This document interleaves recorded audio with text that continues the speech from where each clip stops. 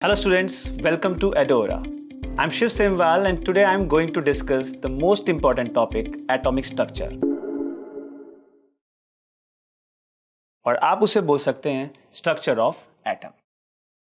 हम लोगों के लिए सबसे बड़ा इशू अभी तक यही है कि व्हाट इज एन एटम। तो एटम का सबसे पहला नाम जो इंट्रोड्यूस किया था वो किया था ऋषि ने, जिनका नाम था कणाद। उनका नाम कणाद भी कण से पड़ा था। कण का मीन्स होता है एटम। एक्चुअल नेम था उनका प्रभास पटान। उनके बाद ये एटम के बारे में बोला गया डाल्टन्स ने। डाल्टन्स बोलता है कि atom is the smallest unit. एक एटम है, सबसे छोटी यूनिट है। और फिर उसने बोला दो स्टेटमेंट। पहला स्टेटमेंट था कि दो मॉलिक्यूल हैं सिमिलर, तो उनके एटम भी कैसे होंगे? सिमिलर। दो अगर डिफरेंट मॉलिक्यूल्स हैं तो उनके एटम होंगे डिफरेंट। यही बात उसको थोड़ा महंगी पड़ी है, क्योंकि उसको पता नहीं था कि आइसोटोप्स और आइसोबार भी होते हैं। उसकी थ्योरी फेल हो गई। अब फेल होने के बाद एट द एंड पता लगता है कि an atom is made up of subatomic particle, electron, proton and neutron. अब सब लोगों के लिए फिर एक टास्क हुआ कि इलेक्ट्रॉन, प्रोटॉन, न्यूट्रॉन डिस्कवर कैसे हुए, और दूसरा इलेक्ट्रॉन, प्रोटॉन, न्यूट्रॉन की पोजीशन क्या है। उसी के लिए सबने अपने अपने व्यूज देने स्टार्ट किए। किसी एक का इन्वेंशन नहीं था ये, पर जे थॉमसन ने इलेक्ट्रॉन को डिस्कवर किया। वो इलेक्ट्रॉन डिस्कवर करने के लिए उन्होंने एक एक्सपेरिमेंट किया। बहुत फेमस एक्सपेरिमेंट था उस टाइम का ये। उसको बोला जाता है कैथोड रे ट्यूब एक्सपेरिमेंट। कुछ लोग इसे बोलते हैं डिस्चार्ज ट्यूब एक्सपेरिमेंट, पर कैथोड रे ट्यूब एक्सपेरिमेंट के नाम से ये ज्यादा फेमस है। इस एक्सपेरिमेंट में उन्होंने एक डिस्चार्ज ट्यूब ली और उस डिस्चार्ज ट्यूब को एक वैक्यूम पंप से कनेक्ट किया। वैक्यूम पंप से कनेक्ट किया। वैक्यूम पंप से क्यों कनेक्ट किया उसके बारे में भी डिस्कस करेंगे, पर पहले डिस्चार्ज ट्यूब में हम कैथोड और एनोड को हम लगा देते हैं। C for cathode and A for anode. और कैथोड और एनोड को हम लोग कनेक्ट करते हैं पोटेंशियल डिफरेंस से। और आपको ध्यान रखना है कि वो पोटेंशियल डिफरेंस होना चाहिए आपका 10,000 वोल्ट का। हाई पोटेंशियल आपको उसको देना होगा। अब हम लोगों के लिए एक और क्वेश्चन हो गया कि सर आप हमें पहले ये बताइए कि आपने 10,000 वोल्ट क्यों यूज किया और आपने वैक्यूम पंप क्यों यूज किया। डिस्चार्ज ट्यूब में पहले हमें पूरा एम्प्टी करना है, वैक्यूम क्रिएट करना है, ताकि आप प्रेशर अपने अकॉर्डिंग कंट्रोल कर सको, क्योंकि प्रेशर हमें सेम नहीं रखना। 3 डिफरेंट कंडीशन लगानी है हम लोगों को। तो वैक्यूम पंप क्या करेगा? पूरा एम्प्टी कर देगा और आप प्रेशर को कंट्रोल कर सकते हैं उससे। अब आते हैं 10,000 वोल्ट पे कि आप 10,000 वोल्ट को क्यों यूज कर रहे हैं। तो उसका एक रीजन है। तो उसके लिए हम लोग क्या करते हैं, पहले 3 प्रेशर अप्लाई करेंगे। कोई भी पहले गैस फिल करो और उसके बाद आप 10,000 वोल्ट का प्रेशर लगाओ। तो हम लोगों ने क्या किया, 1 एटमॉस्फेयर, 10 की पावर -2 एटमॉस्फेयर एंड 10 की power -4 atmosphere. Potential difference same रखेंगे हम लोग, 10,000 पोटेंशियल डिफरेंस तीनों कंडीशंस में। अब हम लोग के लिए क्वेश्चन ये है कि सर आप प्रेशर से क्या प्रूफ करना चाह रहे हो और पोटेंशियल डिफरेंस से आप क्या लगाना प्रूफ करना चाह रहे हो।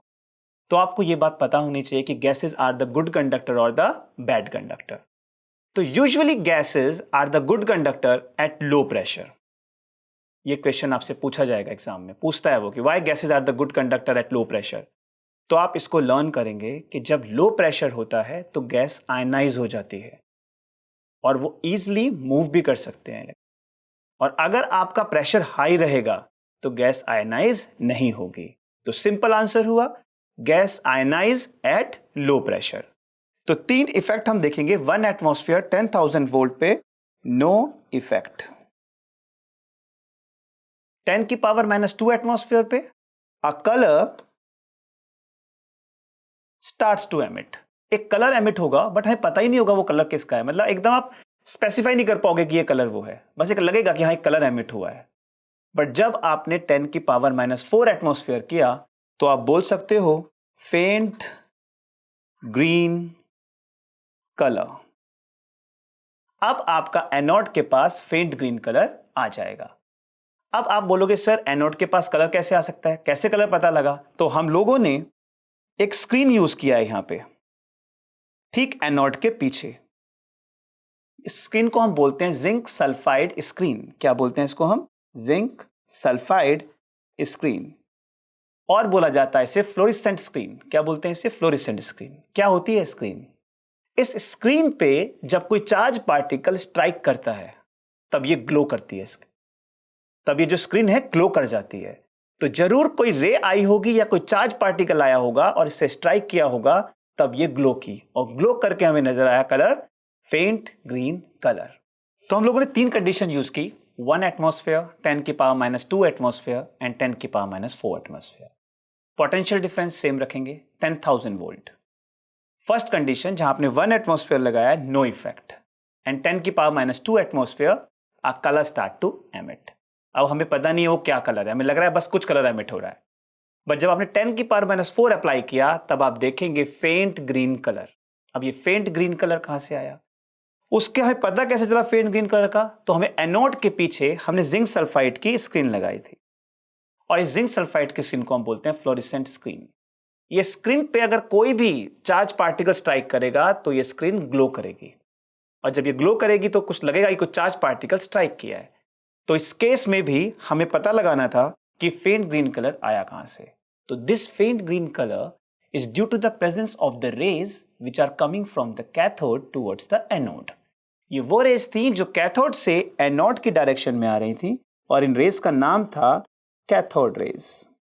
इनका नाम था कैथोड रेज।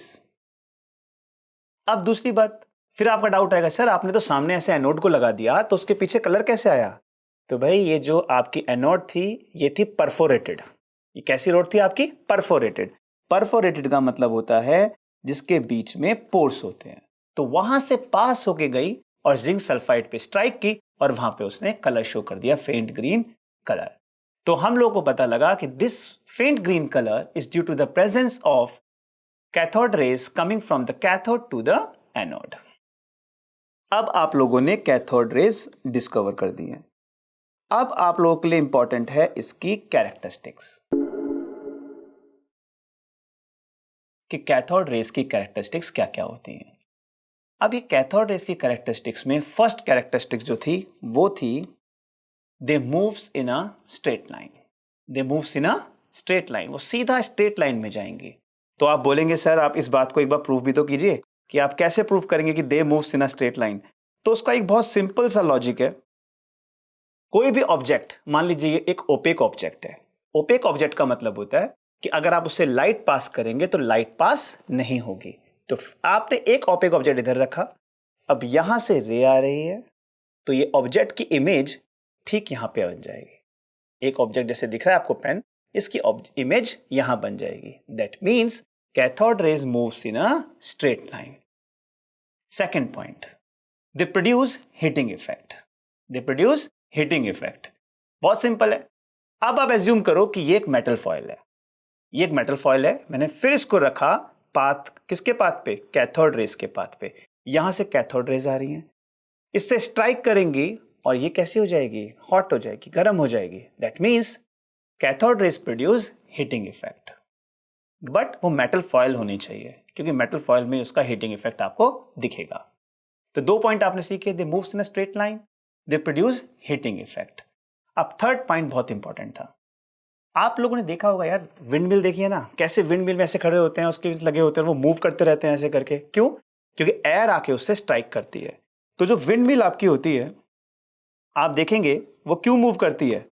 क्योंकि जब उससे एयर आके स्ट्राइक करेगी उसको मूव करवाएगी, बिकॉज एयर कंसिस्ट पार्टिकल्स। वो पार्टिकल्स उसको मूव करवाती है। तो हम लोगों ने क्या किया, कैथोड रेज के पाथ में एक छोटा सा पिनविल रख दिया। क्या रख दिया? एक पिनविल। और देखा ऐसे पिनविल, अब यहां से कैथोड रेज आ रही है तो ये पिनविल ऐसे रोटेट करने लगा। क्या करने लगा? ऐसे रोटेट करने लगा। अब ये जो रोटेट कर रहा है, जानते हैं उसका मतलब क्या है?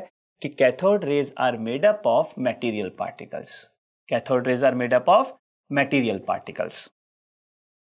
अब आपने जब cathode rays are made up of material particles कर दिया, अब आते हैं हम लोग फोर्थ पॉइंट पे। इस पॉइंट को याद रखना, cathode rays are made up of material particles, क्योंकि यहां पे इलेक्ट्रॉन का डिस्कशन होगा आगे थोड़ी देर में। अब हम लोगों ने क्या किया? इलेक्ट्रिक फील्ड अप्लाई किया।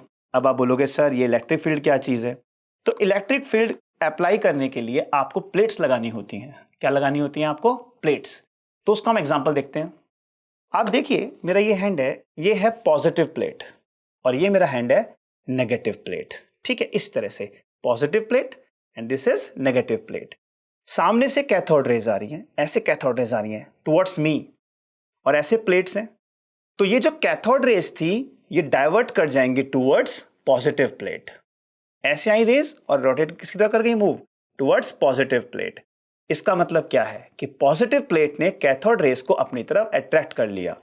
तो cathode rays are made up of negative charge, yet consist negative charge because like charges repel each other, unlike charges attract each other. जब पॉजिटिव प्लेट ने कैथोड रेज को अपनी तरफ खींचा होगा तो कैथोड रेज पे चार्ज क्या रहा होगा? नेगेटिव, तभी तो अपोजिट चार्ज हुए। इसका मतलब यहां पे एक बात प्रूफ हो गई कि कैथोड रेज मेटेरियल पार्टिकल की बनी हुई है और उसमें नेगेटिव चार्ज भी है। अब यहां पे आया जे थॉमसन। जे थॉमसन बोलता है कि पक्के से यह बात कंफर्म हो गई कि cathode rays are made up of charge particles which consist negative charge, और you can say cathode rays are made up of negatively charge particle called electron. इस स्टेज पे जे थॉमसन ने इलेक्ट्रॉन को discover कर दिया। एक बात उसने और बोली यहां पे कि अगर आप मैग्नेटिक फील्ड भी अप्लाई करोगे, भाई सामने से कैथोड रेज आ रही है और आपने मैग्नेटिक फील्ड अप्लाई कर दिया, तो भी ये रे जो है, ये पार्टिकल जो है वो क्या कर जाएगा? डिफ्लेक्ट हो जाएगा। अब इसे पार्टिकल मत बोलो, आप इसे बोलो चार्ज पार्टिकल, वो ज्यादा अच्छा लगता है क्योंकि चार्ज है तभी तो डिफ्लेक्ट कर रहा है। सिंपल पार्टिकल कैसे डिफ्लेक्ट होगा? चार्ज पार्टिकल, वो चार्ज पार्टिकल ही है जो पॉजिटिव और नेगेटिव प्लेट की तरफ अट्रैक्ट होगा। वो चार्ज पार्टिकल ही है जो मैग्नेटिक फील्ड अप्लाई करने से डिफ्लेक्ट होगा। तो मैंने यहां 5 पॉइंट डिस्कस किया आपसे। Number first, they moves in a straight line. Number 2, they produce heating effect. Number 3, they are made up of material particles. हमने प्रूफ भी दिया इसका। क्या दिया? पिनवेल। एंड फोर्थ पॉइंट था, when we apply electric field, means positive और negative plate आप जब लगाओगे तो कैथोड रेज किस तरफ डाइवर्ट होगी? पॉजिटिव प्लेट की तरफ। और एक आप कह सकते हैं ऑन अप्लाइंग मैग्नेटिक फील्ड, जो कैथोड रेज थी वो क्या हो रही थी? डिफ्लेक्ट हो रही थी। तो यहां पे आके जे थॉमसन ने कमेंट दिया कि cathode rays are made up of negatively charge particle called electron. तो आपने इलेक्ट्रॉन की डिस्कवरी यहां पे कर दी। इसके बाद आपको डिस्कवर करना है क्या? Proton and neutron.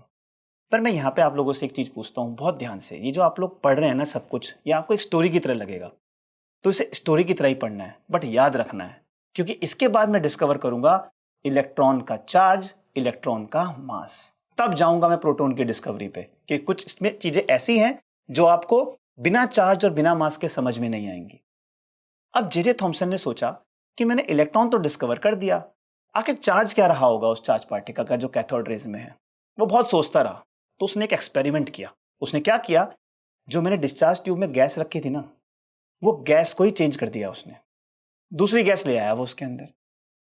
और उसने क्या किया? जो इलेक्ट्रोड यूज की थी वो इलेक्ट्रोड भी चेंज कर दी उसने देखा सेम रिजल्ट मिला उसे। क्या मिला उसे? Same result. इसका मतलब उसने कहा कि जो E/m उसने चार्ज बाय मास का रेशियो जो लिया था वो भी कैसा रहा? सेम। अभी हम डिस्कस करेंगे इसके बारे में, चार्ज बाय मास रेशियो के बारे में। बट यहां से आप एक बात सीखिए कि कैथोड रेज आपने गैस भी चेंज कर दी और इलेक्ट्रोड का मटेरियल भी चेंज कर दिया, तब भी वहां कैथोड रेज थी। कैथोड रेज फिर भी आपको दिखाई दिया कहां? एनोड के पीछे। Cathode from cathode to anode. यहां पर हम एक बात और सीखेंगे। अभी आप में एक क्वेश्चन है जो हमेशा हमारे माइंड में रहता है कि सर वाई फेंट ग्रीन कलर, रेड क्यों नहीं, ब्लू क्यों नहीं? तो इसका आंसर कैसे करोगे? बहुत सिंपल है। बोलो सर, जैसी गैस होगी वैसा ही कलर होगा। जो गैस आपने यूज की होगी वो गैस आयनाइज हुई होगी, इलेक्ट्रॉन निकले होंगे, उसी के अकॉर्डिंगली वो कलर होता है। बट कैथोड रेज के मामले में हम सीधा बोलते हैं भाई इलेक्ट्रॉन है, स्ट्राइक किया तो कलर आ गया वहां पे। तो इस तरह से आप इसको लर्न कर सकते हैं। यहां पर एक चीज और बहुत इंपॉर्टेंट है जिसको हम लोग बोलते हैं कैथोड रेज के पास कि आपने चार्ज बाय मास रेशियो, कि E/m और आप कह सकते हो Q/m, charge by mass ratio for cathode rays. बहुत इंपॉर्टेंट है, इसको ध्यान देंगे हम लोग। तो उसने क्या किया? ये charge by mass ratio determine किया। किसके लिए? इलेक्ट्रॉन के लिए। और वो आया आपका 1.76 into 10 raised to the power 11 coulomb per kg. 1.76 into 10 raised to the power 11 coulomb per kg. अब हम लोगों का प्रॉब्लम ये था कि ये आया कैसे चार्ज बाय मास रेशियो, क्यों हमने पढ़ा है, क्यों हम इसको पढ़ने जा रहे हैं, कहाँ इसका यूज है। तो चार्ज बाय मास रेशियो का यूज ये है कि जब आपको चार्ज बाय मास रेशियो पता होगा, उसके बाद आप चार्ज निकालोगे और आपको चार्ज एक बार पता लग गया तो मास तो आप इजीली निकाल दोगे। मैंने आप लोगों को बोला कि charge by mass 1.76 into 10 raise to the power 11 coulomb पर केजी, और मैंने आपको चार्ज ही बता दिया, तो क्या मास निकालना आपके लिए इजी नहीं है? तो अब हम लोगों का टास्क है चार्ज निकालना। तो चार्ज के लिए हम लोगों के पास एक एक्सपेरिमेंट है जिसको बोलते हैं मिलिकन ऑयल ड्रॉप मेथड।